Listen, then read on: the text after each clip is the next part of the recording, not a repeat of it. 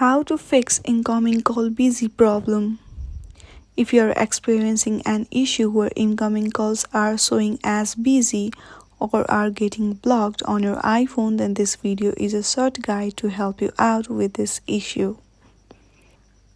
First of all, make sure that your phone is not on flight mode. So simply open your control center and check that your iPhone is not set to flight mode.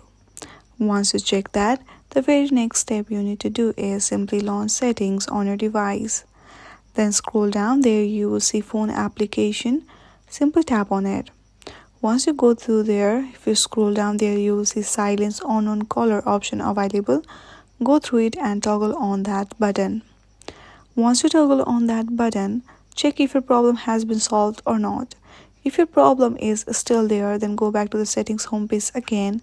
Tap on General, go to the Transfer or Reset iPhone and reset all network settings. Once you follow all of this step, your issue will be solved. I hope you like this video.